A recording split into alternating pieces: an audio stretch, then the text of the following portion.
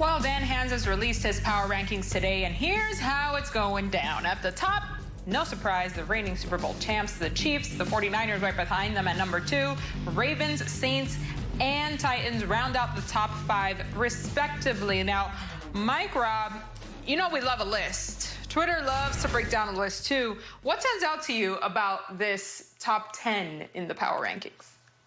I love it. Oh, I love it. I think that they definitely got the teams right, but what's the most surprising to me, MJ, is 5 and 6. You look at the Tennessee Titans and my Buffalo Bills. Let's go. Win the AFC East. Let's get it. Football is about to come on. Let's go. But I mean, you look at it, they play a physical style, a physical brand of football in Tennessee, right? It's going to be early in the season, and teams aren't going to want to tackle that big guy called Derrick Henry, right? They're not going to want to tackle him. He was the NFL rushing leader last year. And then you look at the Buffalo Bills, man. This team has all the pieces. It has the coaching staff. It has the grit. It has the mentality. But they have their quarterback, and he makes a lot of plays, ad-libbing things, and getting the ball down the field. If he can improve his deep ball accuracy, they're going to be a scary team. So thank you, NFL.com. You got it right. Oh, look at that. Dan Hanzus is going to be happy to hear that. I have my eye on the Seahawks at number 9, not because of where they are now, but where I can see them moving up as the season progresses. I just think the addition of Jamal Adams adds a little edge there as they go up against some of these offenses in the NFC West. It's going to be tight this season. All right, Mike, Rob, thanks so much for joining us. I'm MJ Acosta-Ruiz. We'll be back with more NFL Total Access tomorrow, 7 Eastern.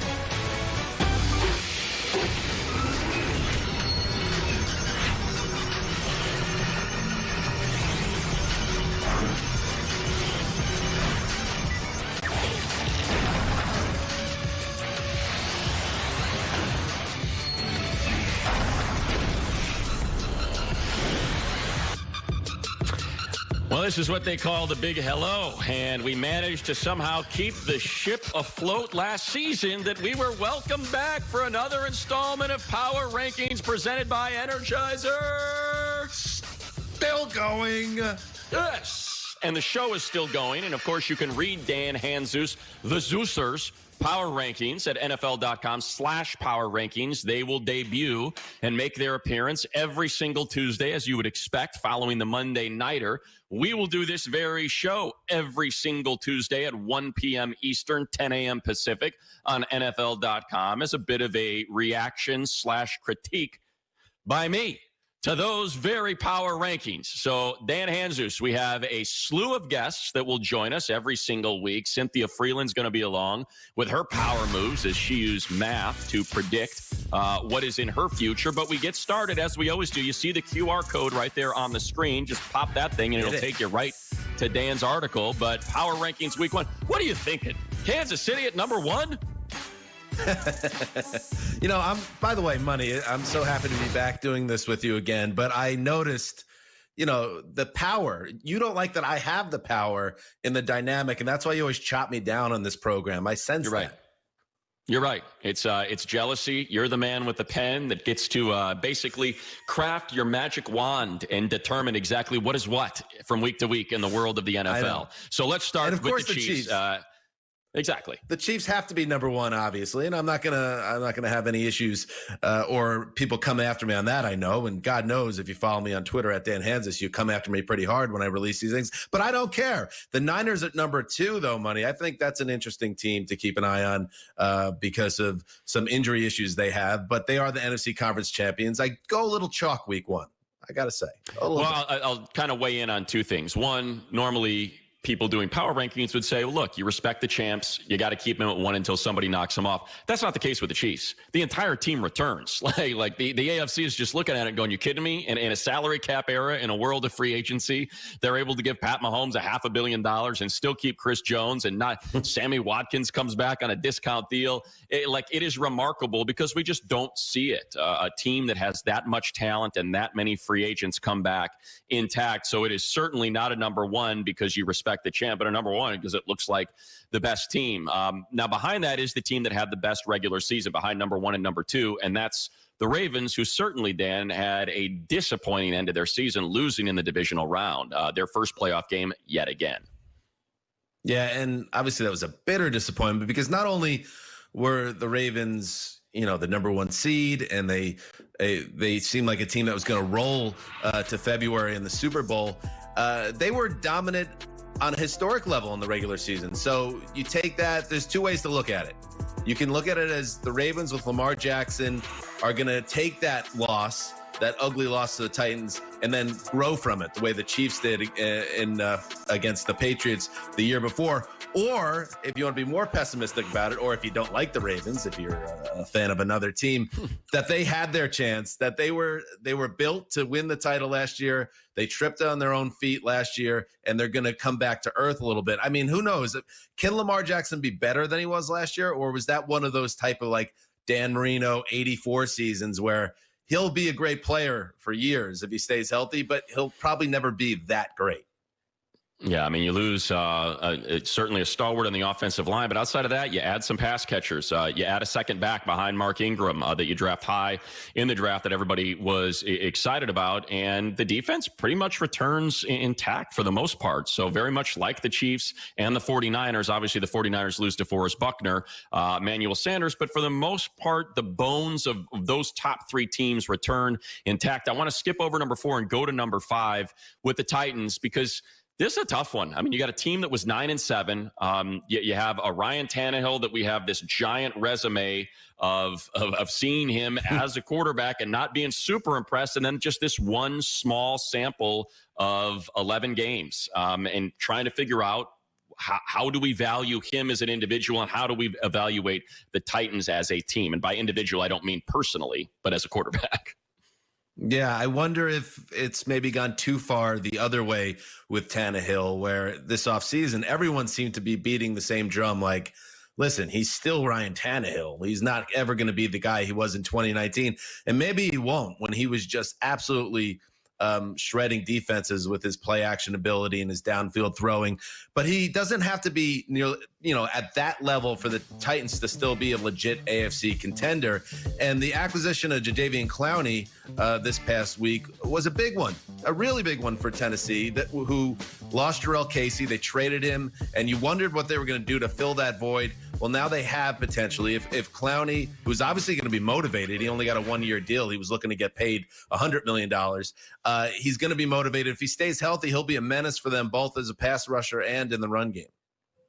Yeah, and I'll just quickly say, as someone who got to see the debut of Jeffrey Simmons in that Week 6, it just the guy's ridiculous. For people that weren't aware, he was one of the top 5 talents in the draft because of an injury that many thought was going to keep him out the entire season. He didn't show up until I think it was Week 6 or Week 7 when he made his return when they played that Chargers team and ended up squeaking out that win. That defense, now that you have Clowney on that line, is going to be something else. We move on to the number 6 team, because the Bills, if we cut them short here on analysis, they're going to feel like they're getting slighted. They tend to have that chip. So all the way up at number 6 are the Buffalo Bills in a division with the Patriots, who you've just cast aside.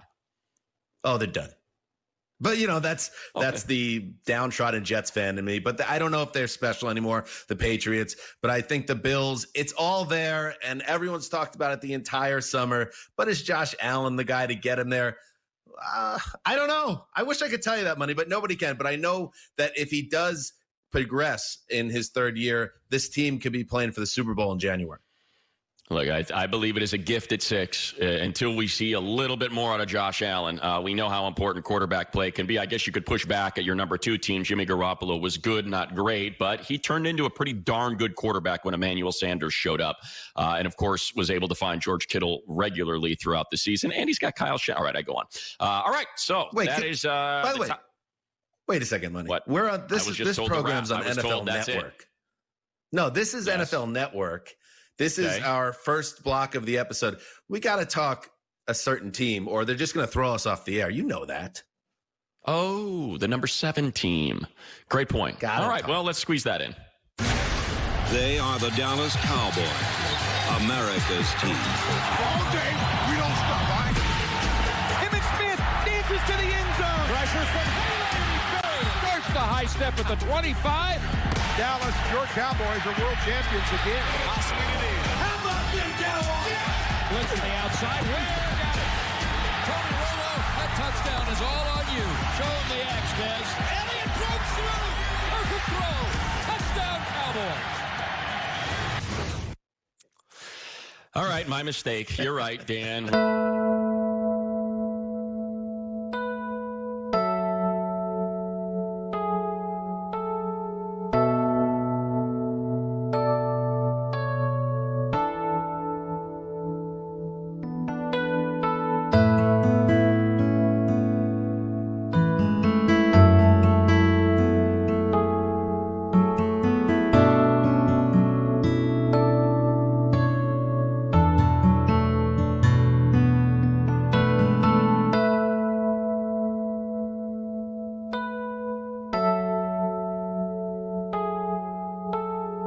Good.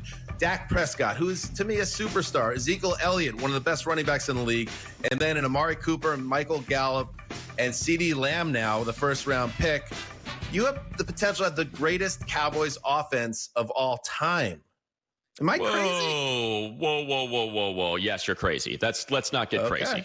Let's not disparage the memory of a team that won 3 Super Bowls and had Emmitt Smith, Troy Aikman, Michael Irvin, arguably the greatest offensive line that we have ever seen put together. So as good as it is, different era. I remember here in LA when they traded for Steve Nash and got Dwight Howard, and they were talking about, with Kobe and Steve Nash and Dwight Howard, this could be the greatest. And I was like, hold on. Do you guys remember the 80s with Magic Johnson and Kareem Abdul-Jabbar and James?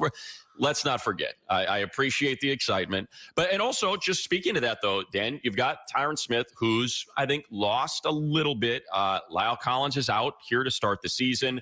Travis Frederick retired. So as good as and they had depth on the offensive line. So you praise, them for that, because we know a lot of times offensive line injuries can decimate a team. But because of depth, the Cowboys should be just fine there. So I'll just say, let's see Dak do it against top-tier competition. We know as good as he was last year, there were must-win games that he ended up not winning and did not play well in. So I think we want to see a little bit of that before we get too excited. I get it, Money.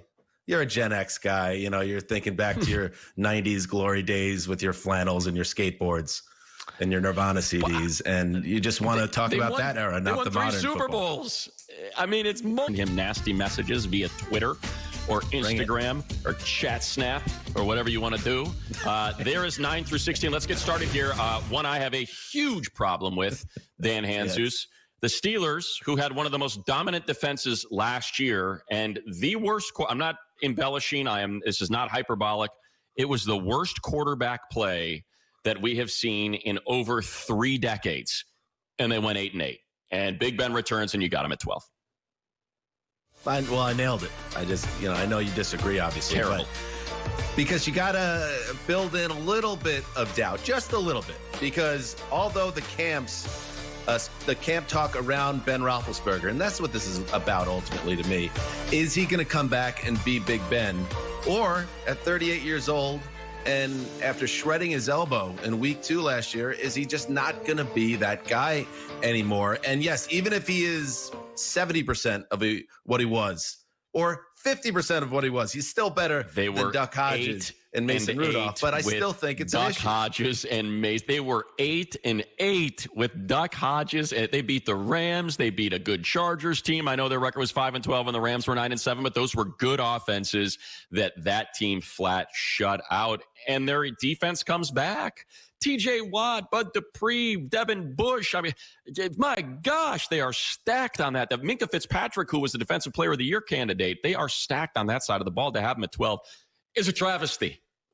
Well, no, but again, 12 gives me wiggle room. Don't you see, Money? If they get out of the games with a big week 1 win or 2-0, they'll be in the top 5 in no time. If Big Ben stinks, I drop him back to 17, 18, bang, I'm covered there too. You're protecting yourself. Don't appreciate, do not appreciate your green shaded lenses as a Jet fan born and raised. And you're putting Tom Brady on the Bucs. You talked about arguably the greatest offense in Cowboys history. Where do you put this Bucs offense with all of those weapons that Tom Brady has to choose from?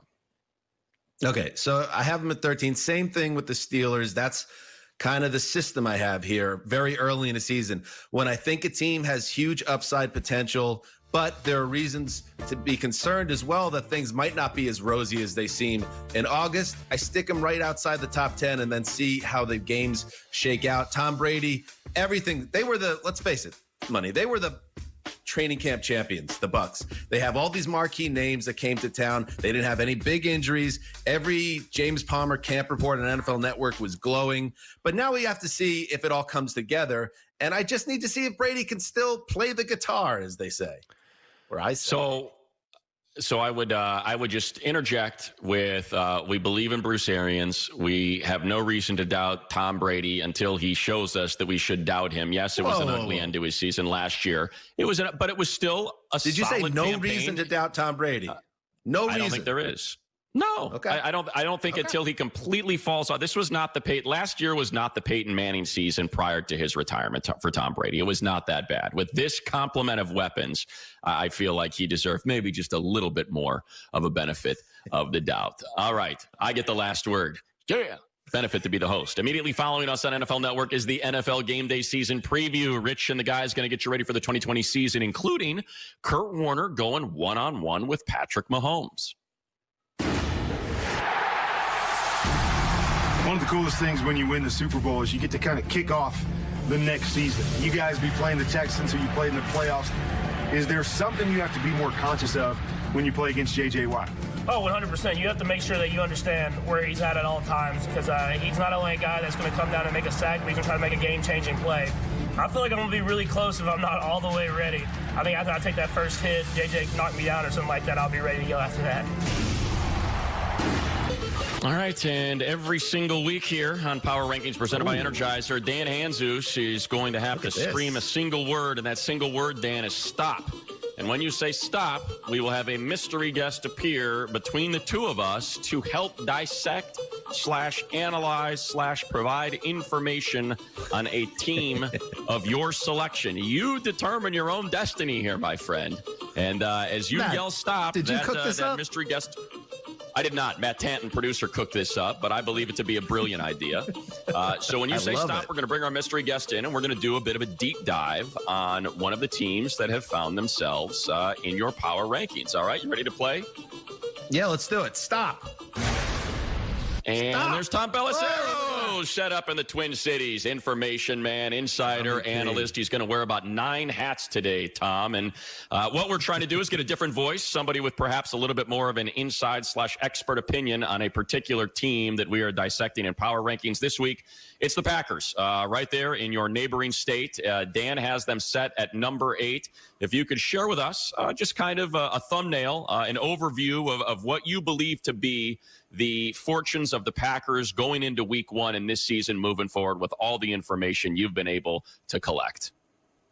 Well, the Packers set the bar high in Matt LaFleur's first season. You go 13-3. You get to the NFC Championship game. There is no question that people are going to be expecting a lot from your team. Now, you got some big questions for the Packers in 2020, starting out with the wide receiver group. Who exactly is going to make plays for Aaron Rodgers beyond Devontae Adams? So you know that you've got Marquez Valdez-Scantling, who's had a strong camp. You've got guys like Equanimeous St. Brown, who they were hopeful on last year before he suffered an injury. Who is going to be able to take some of that pressure off of Adams besides the running game? We know they doubled down bringing in A.J. Dillon to go with Aaron Jones. Jamal Williams is still there. That defense, pretty good on the whole last year with Za'Darius Smith, Preston Smith leading the way, but they gave up about 800 yards rushing against the 49ers in that NFC title game. You have to look at this and say Green Bay, along with Minnesota, are the teams to beat in the NFC North. And what do you know? Those teams meet in week 1 right here in Minnesota. You know, I overheard in the pre-production meeting for this program that Tom was the special guest. Kind of thought it might be Tom Brady, but Tom Pelissero is a really good scorer. So I just want to say, Tom, I'm excited to have you on the program. I didn't have to switch teams to get here. And to you that said point, it, Tom. Go ahead. Hold on, Dan. I'm going to guide this. All right, then you can interject here because you're the man that sets the rankings. Dan Hanzus has the Packers slightly ahead of the Vikings. We had said it seems like this is a 50-50 split between most analysts in terms of which of these two teams you think is going to win the North. With again, everything that you've been able to collect, Tom, how close are those two teams, and how big of a matchup do you think this week 1 is between these two? The great unknown in this week one matchup, like every week one matchup, certainly adds a different context to this game. You have no tape. You have no preseason film, nothing. You don't know whatever tweaks might be happening, whatever they were working on in camp. There's going to be zero evidence whatsoever of what it is. And the Vikings, let's not forget, they've got some significant changes on their team. Look in the secondary where 3 of their top corners are gone. You're going to see a lot of young guys on the field. Jeff Gladney should play. Cam Dantzler should play. They're going to be asking a lot from Mike Hughes. You do have a couple of veteran safeties there, but the pass rush with Yannick Ngakoue coming in, filling a lot of those snaps that Everson Griffin played in the past. How quickly does that group come together? Well, if I'm Aaron Rodgers, I'm looking at those young corners and saying, you know, I've got some young receivers, but wherever I think I've got some mismatches here, I'm going to figure out whether or not you're going to be able to stop this ball from getting there. Do you buy into it, Tom, this idea that Aaron Rodgers, an all-time great, now with Jordan Love in the building, with something to prove here, that he might have a vintage Rodgers season in him? He's been good but not special the last couple of years. Do you think that guy is still there?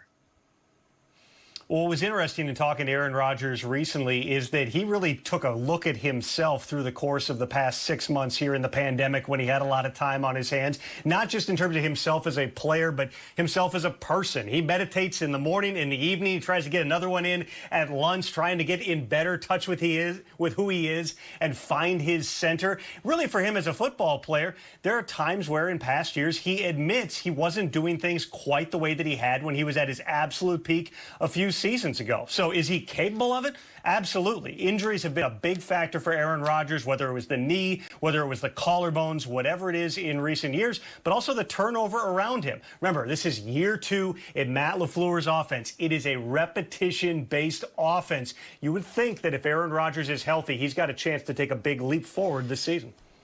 All right, we get the synopsis. You get the whole novel on game day morning. Tom Pelissero with the great insight, the expert analysis there to go with just fly-by-night rankings that the Zeuser throws out there every single Tuesday, Tom. Power Rankings article posted at NFL.com. We get to teams 17 through 24. And, Dan, I'll just make it nice and simple.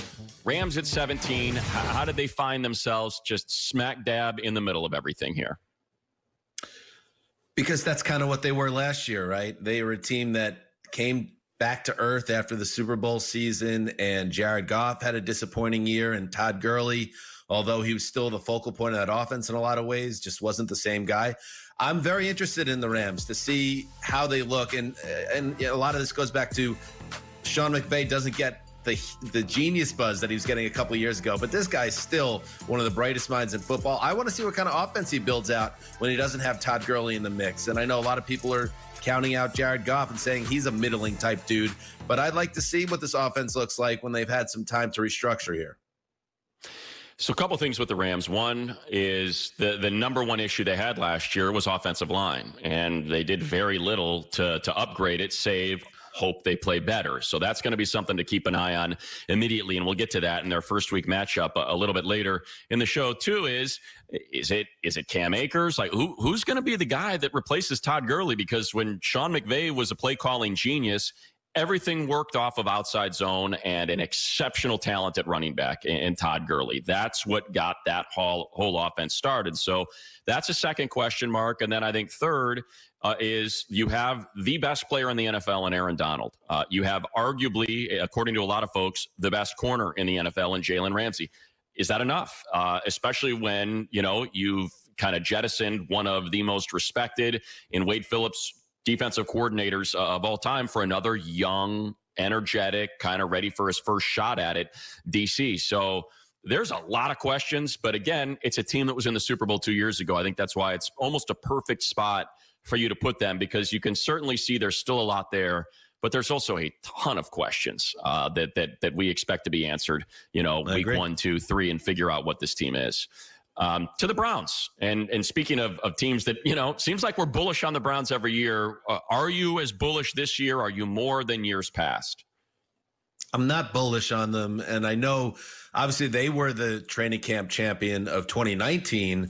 And then you even started to get some buzz this summer that they were a post-hype champion. It gets very complicated with all this stuff, money. But ultimately, I see a lot of question marks with this team as well. And they did not have very good luck injury-wise. They lost key pieces in the secondary at linebacker.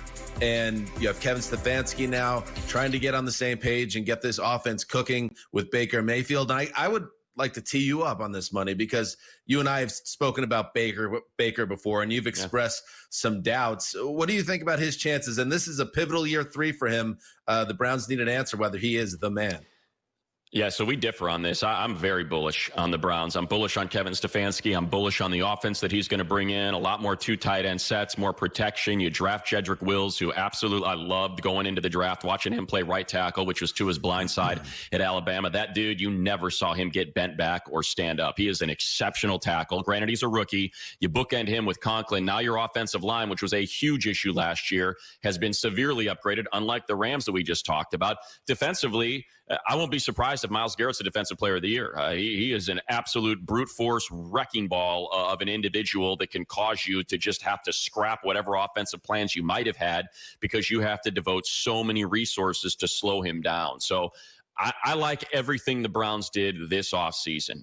We know they've got the skill position players. I think we're going to be reminded of how talented Kareem Hunt is catching the ball out of the backfield in that 2-back set with Nick Chubb. So I would put the Browns probably somewhere 4 or 5 spots higher than you have them right now, even though they're in a very tough division. All right, fair enough. And let me also tee you up on this, Money, because in addition to being the voice of God on the Around the NFL podcast, you're the first voice everyone hears every episode. You're also the voice of the Chargers, the play-by-play man. Where do you think about where I have the Chargers at 22? Derwin James, a huge loss, obviously. Well, yeah. I mean, obviously, as the voice of the Chargers, I don't like it. If it wasn't at number 1, then I'm not going to like where you have them kind of going into the season. I think you said it there. You know, when Derwin was healthy, this, I think, is in the conversation. This defense is in the conversation as the best in the NFL. They have it at all 3 levels. You know, corners in Chris Harris and Casey Hayward, defensive lineman in Melvin Ingram. Linval Joseph, haven't been out to a practice and seen how gigantic that man is, knowing he's going to command a double team, which means Bosa and Ingram may have one-on-ones on certain possessions, getting chipped by a tight end. So you have that up front to start everything off. The one name I'll mention to keep an eye on is last year's 2nd-round pick, Nasir Adderley. Thought he was going to be a perfect complement with Derwin James as the free safety. He's going to get that start likely at free safety with Rashawn moving up to strong. When you have that kind of pressure and those kind of corners, that allows that ad-lib Earl Thomas style freelancing in Gus Bradley's defense. He's going to be the guy to keep an eye on. And offensively, look, don't know. It's going to look completely different than it has in the last 17 years because they're going to be running that outside zone that Anthony Lynn wants to run in a run-heavy offense. I do love me some Anthony Lynn. I feel like in the power rankings for Hard Knocks, it's the Chargers and then the Rams. And a lot of that goes back to Lynn, who's just a guy that inspires belief. And if he's inspiring belief in me on the couch, Money, he's got to be doing it in that locker room too. Yeah. Well, it works out perfectly for our next conversation because the Chargers get their season started week 1 in Cincinnati against Joy. So many highs, the New York Jets, and why they are sitting at number 25.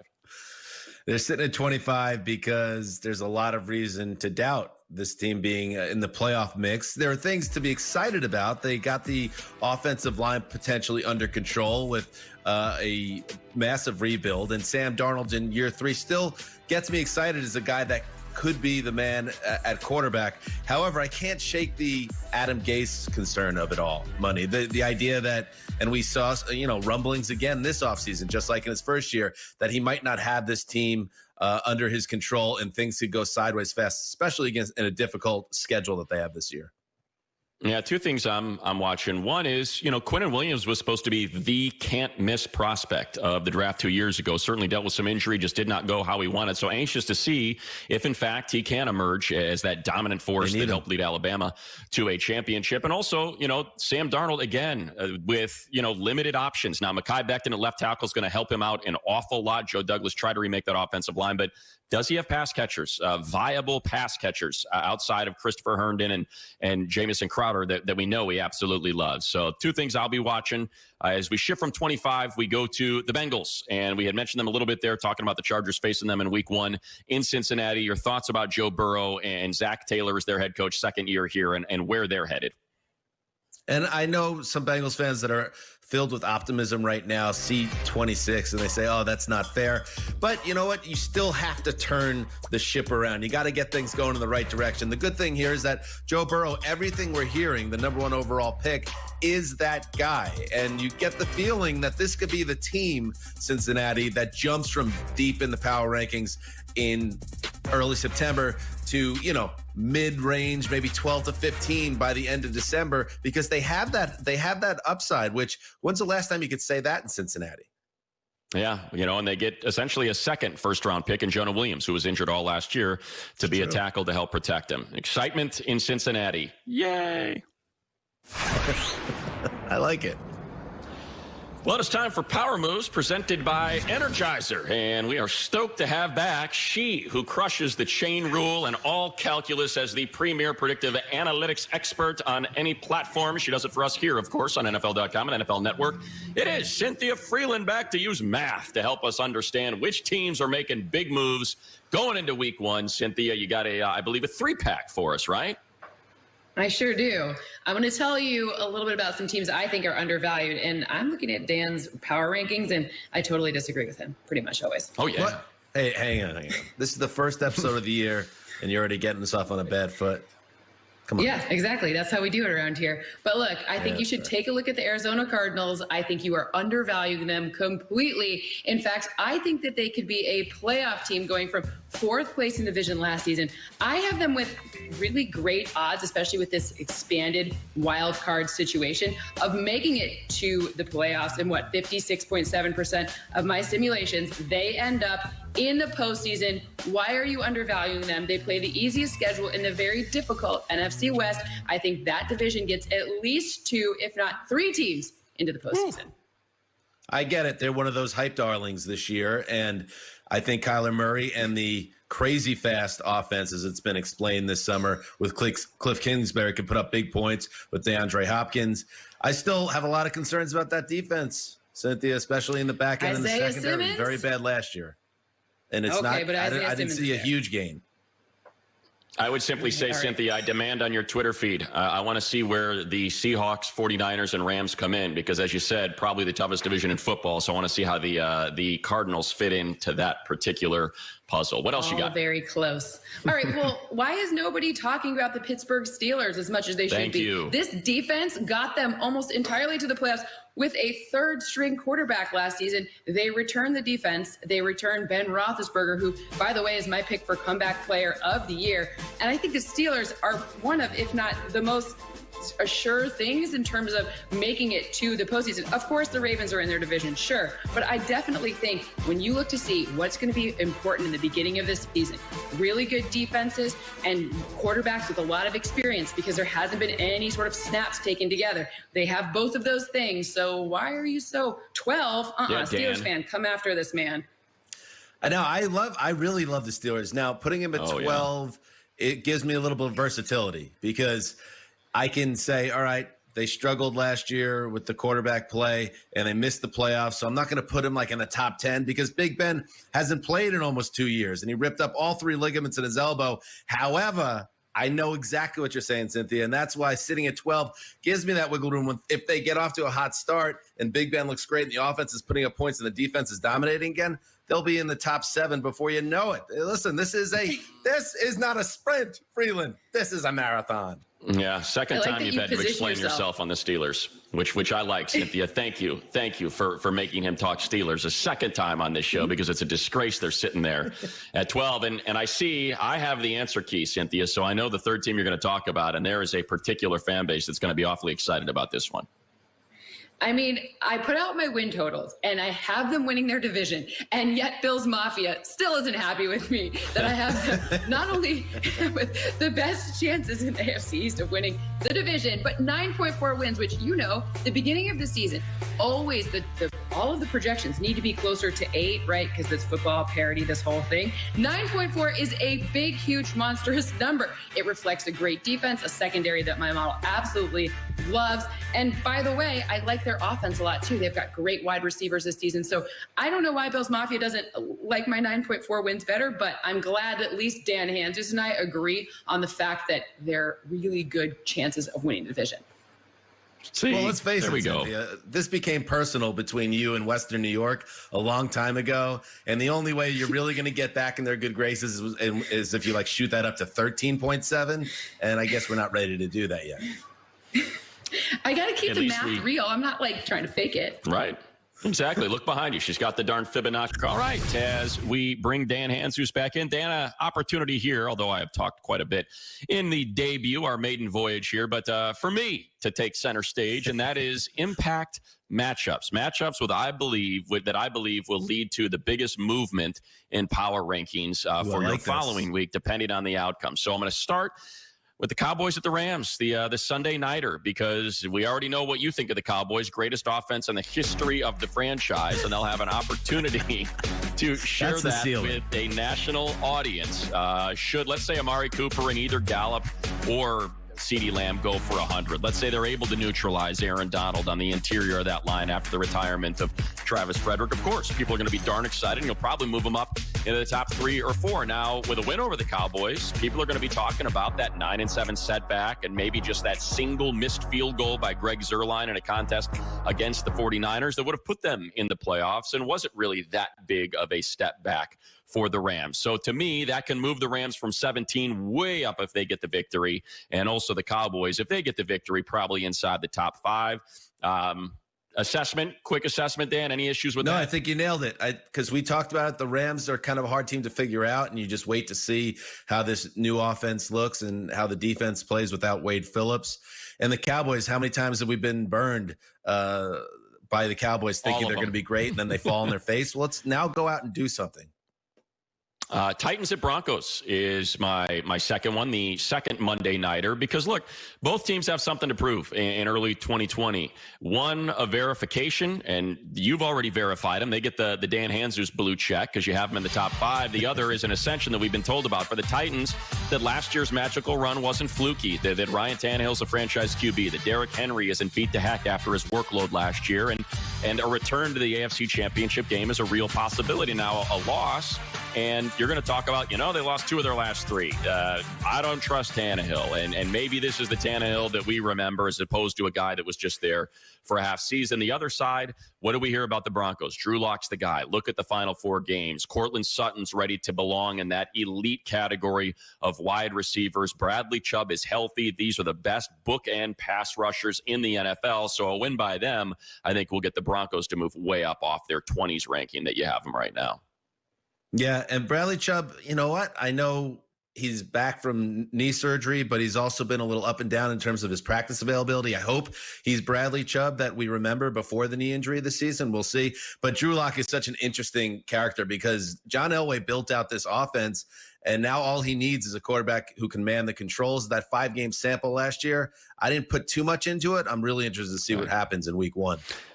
Yeah, I'm with you. I thought it was good, not great. And finally, probably the game of the week, Packers at Vikings, just because it's a 50-50 split on how the NFC North is going to play out this year. It has pretty much every pundit picking one of these 2. And the questions are the same. Does Rodgers have enough weapons around him to win? Is he still, and you asked this of Tom Pelissero, is he still the same Aaron Rodgers? The other side, is Kirk Cousins really a franchise QB? Some people thought the Packers' 13-3 record was smoke and mirrors. I would say if it was, they would have lost in the divisional round instead of beating the Seahawks in the playoffs. And I would point out the Vikings backed into the playoffs. They lost their last 2 games, one of which was against the Packers that cost them the division. And Kirk Cousins had his worst 2 games against that Packers defense. So if he's able to overcome that, I think you'll see the Vikings move way up in your rankings. Love the Vikings. Yeah, I think they're a locked and loaded, playoff-ready team. And I am so sick of hearing people this summer say that the Packers 13-3 was fluky or not real. They went 13-3. Please, enough. And they were in the NFC Championship game. And yes, they got annihilated by the 49ers. But whatever, they made the NFC Championship game. We now shift to honest assessments. Just kind of quick thoughts on a quartet of teams here. Raiders, you got them at number 20. A lot of people excited about the Raiders this year. Yeah, I'm excited to see how this team works. The Derek Carr, Marcus Mariota controversy that ended up not being the case at all, that's in the rear view. Now we got to see if he could take his game to the next level. I think the Raiders are an 8 or 9 win team right now. All right, how about the Bears? At 24, we now know Mitch Trubisky going to be the starter, quarterback to start the season. to start it. How long? Is this going to be the shortest leash of all time at the quarterback position? Couldn't you see Matt Nagy saying something like, week 2, we will be starting Nick Foles? That's the pressure that's on Mitch right out of the gate.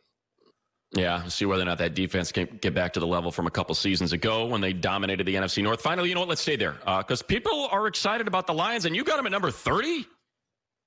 Yeah, and I know, but you know what? Here's the thing: you lost your last 9 games of the year last season. I know Matthew Stafford's back, but I haven't seen nothing in the first 2 years of the Matt Patricia era to think that this organization is moving in the right direction. So they're a classic show me team for me. I get why you can make the case for them for being a playoff team, but